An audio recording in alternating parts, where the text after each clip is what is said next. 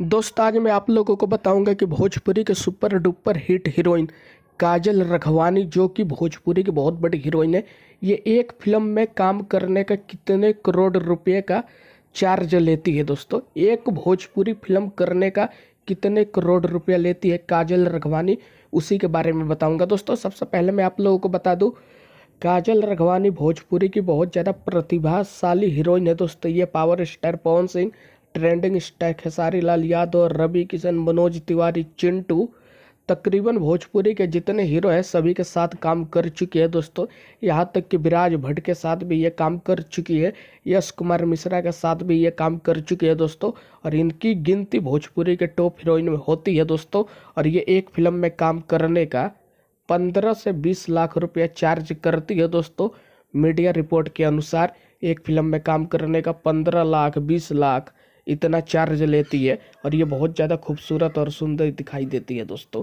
यही है।